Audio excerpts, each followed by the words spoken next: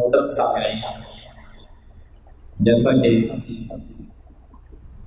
2 دن سے آپ یہ حدیث پاک سن رہے ہیں کہ ہر انسان نے 3 مرحلوں کو دیکھنا ہی دیکھنا ہے، سامنا کرنا ہی کرنا ہے: زندگی، قبر اور قیامت کا دن۔ ان تینوں مرحلوں میں کامیابی کے لیے جس شخص کی قبر سنور گئی، قبر میں وہ کامیاب ہو گیا، تو سارے مرحلے اس کے کامیاب ہو جائیں گے۔ اور قبر کی کامیابی کے لیے ہم 3 نیکیاں وہ پڑھ رہے ہیں۔ پہلی نیکی یاد دہانی کے طور پہ آپ کو دوہرا دیتا ہوں۔ پہلی نیکی قرآن مجید کی تلاوت، دوسری نیکی اللہ کے راستے میں صدقہ کرنا، اور تیسری نیکی مسجدوں کی طرف چل کر جانا۔ پھر ان 3 نیکیوں کو الگ الگ اگر دیکھا جائے تو تینوں مرحلوں میں کامیابی کی دلیل ہے۔ قرآن مجید کی تلاوت کا کل کے درس میں تذکرہ ہو چکا ہے،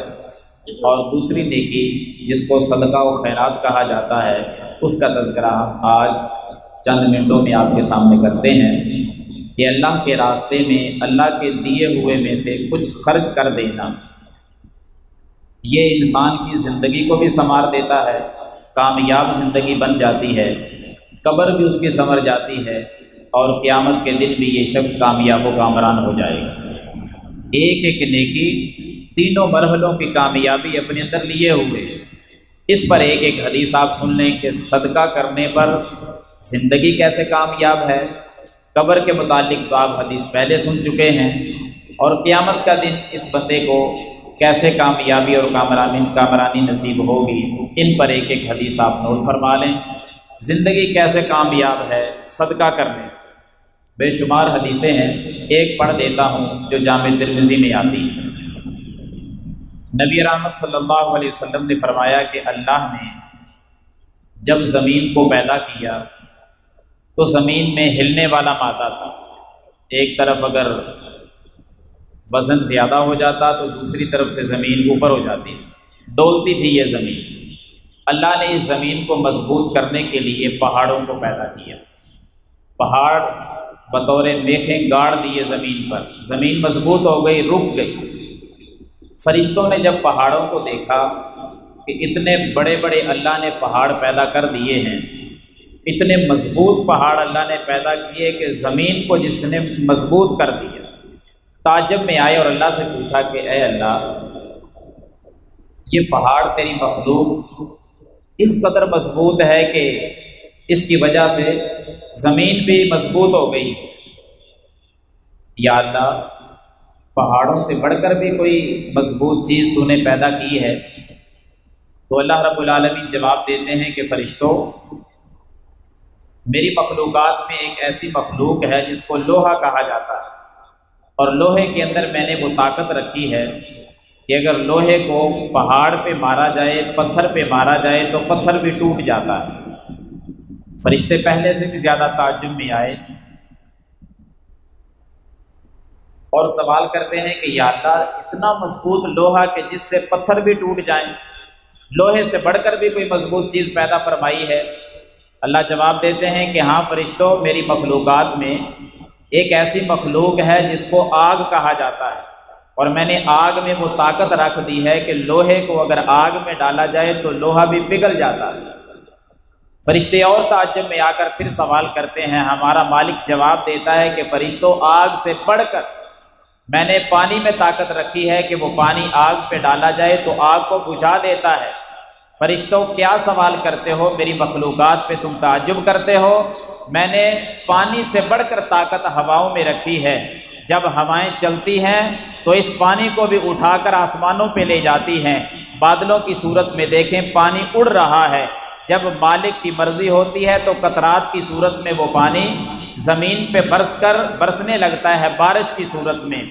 یعنی ہوا میں وہ طاقت ہے جو پانی میں بھی نہیں، پانی کو ہوا اوپر لے جاتی ہے۔ پھر آگے اللہ فرماتے ہیں کہ ان تمام سے بڑھ کر، سب سے بڑھ کر اگر طاقت ہے تو اے فرشتوں، آدم کے بیٹے کے مخفی صدقہ کرنے میں وہ طاقت ہے کہ جو ان تمام چیزوں میں وہ طاقت نہیں ہے۔ آدم کا بیٹا یعنی میں اور آپ کوئی بھی صدقہ کرتے ہیں تو صدقے کو مخفی کر لیتے ہیں، چھپا کے چپکے سے کوئی چیز کسی کو دے دیتے ہیں۔ اللہ نے اس مخفی صدقے کے اندر اتنی طاقت رکھی ہے، وہ طاقت ہواؤں میں نہیں، وہ طاقت پانی میں نہیں، وہ طاقت آگ میں نہیں، وہ طاقت لوہے میں نہیں، وہ طاقت پہاڑ اور پتھروں میں نہیں، جو اللہ نے صدقے میں طاقت رکھ دی ہے۔ اس کا کیا مطلب کہ پہاڑ، پتھر، آگ، پانی، ہوا، اس سے بڑھ کر طاقت کا مطلب کیا ہے؟ محدثین لکھتے ہیں اس حدیث پر کہ اس کا مفہوم اگر سمجھنا ہونا تو پھر اس انداز میں سمجھیں کہ اگر اللہ کی طرف سے کوئی عذاب آ جائے، عذاب کی کیفیت آندھی کی صورت میں ہو، طوفان کی صورت میں ہو، جس سے مکان بھی گر جائیں، چھتیں بھی گر جائیں، یا عذاب پانی کی شکل میں آئے، سیلاب آئے، گھروں کے گھر پانی کی نظر ہو جائیں، یا عذاب آگ کی صورت میں آ جائے، آگ لگ جائے، گھروں کے گھر جل جائیں اور سارا مال بھی جل جائے، یا عذاب آئے زلزلے کی صورت میں، پہاڑ ہلنے لگیں، اپنی جگہ چھوڑ کے چل پڑیں، یا آسمانوں سے پتھر برسنے لگیں، اس قسم کے عذاب اگر اللہ کی طرف سے آ جائیں تو اللہ محفوظ رکھے گا اس بندے کو، بچائے گا اس شخص کو جو مخفی صدقہ کرنے والا ہے۔ تب پتہ چلتا ہے کہ مخفی صدقے کے اندر اللہ نے طاقت کتنی رکھی ہے کہ اس قسم کے عذاب اگر آ بھی جائیں تو اللہ تعالیٰ مخفی صدقہ کرنے والے کو محفوظ کر لیتا ہے، بچا لیتا ہے۔ اسی کا نام ہے کہ کامیاب ہو گیا یہ شخص جو اس قسم کے شدید ترین عذابوں سے بھی بچ گیا۔ اللہ نے کامیاب کیا تو صدقے کی وجہ سے، صدقہ رد البلا ہے، بیماریاں دور ہو جاتی ہیں، صدقے کی وجہ سے اللہ تعالیٰ آئے ہوئے عذابوں کو دور کر دیتا ہے، صدقے کی وجہ سے بیماریاں ختم اور انسان کامیاب اور کامران ہو کے زندگی گزارتا ہے۔ دوسرے مرحلے کی طرف ہم دیکھتے ہیں تو حدیث آپ پہلے سن چکے ہیں الموجم الاوسط کے حوالے سے کہ اسی صدقے کی اللہ تعالیٰ ڈیوٹی لگا دیتا ہے کہ جب بندہ قبر میں دفن کر دیا گیا، صدقہ قبر کے باہر ہے، عذاب والے فرشتے کو، سوالات کرنے والے فرشتے کو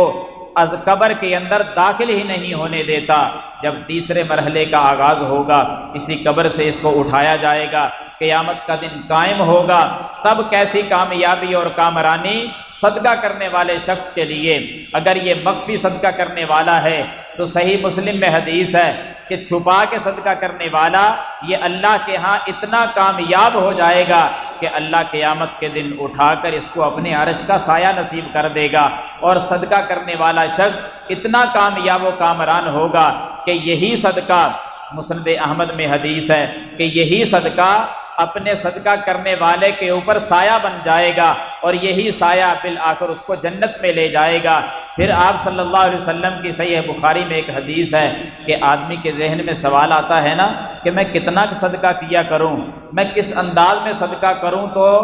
یہ سایہ بن جائے گا، اللہ کی عرش کا سایہ مل جائے گا، جہنم سے نجات مل جائے گی، جنت کا داخلہ ملے گا، میں کامیاب ہو جاؤں گا۔ حضرات، پھر پیسوں کی تعداد نہیں، پھر دل کے خلوص کو دیکھا جاتا ہے کہ اس کی نیت کیسی تھی، صدقہ کرنے کے لحاظ سے یہ کتنا مخلص تھا، اس کے دل کے اندر محبت الہی کس قدر تھی، کتنی محبت میں آ کے یہ خرچ کر رہا تھا، اس کو دیکھ کر پھر آگے فیصلے ہوتے ہیں۔ اور صحیح بخاری میں جو حدیث ہے اس سے یہ واضح ہوتی ہے بات کہ آپ صلی اللہ علیہ وسلم نے پوری امت کو مخاطب کر کے ایک پیغام دیا، اتقوا النار ولو بشق تمرۃ،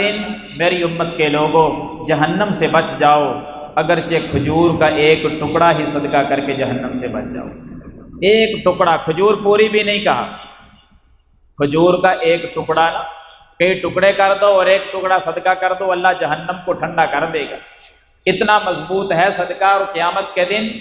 کھجور کے ایک ٹکڑے کے برابر بھی اگر کوئی چیز صدقہ کی ہوگی نا، اللہ تعالیٰ اسی کے بدلے میں جہنم سے بچا لے گا، جنت کا داخلہ دے دے گا اور کامیاب کر دے گا۔ اور اعتراضات تو اللہ نے ویسے ہی ختم کر دیے کہ کوئی ہو سکتا ہے امت کا ایسا غریب آدمی جس کے پاس کوئی چیز بھی نہیں تھی، 1 روپیہ بھی صدقہ کرنے کے لیے کھجور کا ایک ٹکڑا بھی اس کے پاس نہیں تھا، غربت نے ڈیرے ڈالے ہوئے تھے،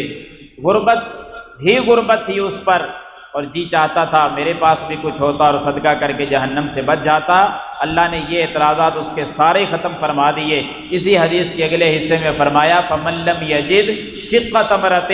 جس بندے کے پاس کھجور کا ایک ٹکڑا تک نہیں ہے، فَبِكَلِمَةٍ طَيِّبَةٍ، وہ اپنی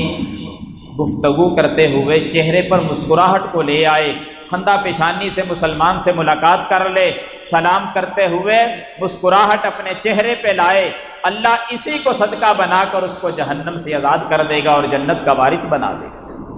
اتنا مضبوط ہے صدقہ کہ اگر چہرے پہ مسکراہٹ کو لے آئیں، اسی کو صدقہ کہہ دیا گیا، اللہ اسی کے بدلے میں کامیاب کر رہا ہے۔ تینوں مرحلے کامیاب ہیں اس شخص کے جو اپنی زندگی میں صدقہ کرتا ہے، پھر چھپا کے کرے تو اور کمال کی بات ہے، کبھی اعلانیہ بھی کر دے تو اس کے بھی فضائل الگ طور پر بیان ہوئے ہیں۔ نیت یہ ہونی چاہیے جب اعلانیہ بندہ صدقہ کرے کہ مجھے دیکھ کر دوسرے لوگ بھی صدقہ کریں گے، تو پھر یہ اعلانیہ صدقہ ڈبل ثواب کا بندے کو حقدار بنا دیتا ہے۔ کبھی کبھی مخفی صدقہ اور کبھی کبھی اعلانیہ صدقہ، جس انداز میں بندے کو دعوت دی جائے اسی انداز میں صدقہ کر دینا چاہیے، تاکہ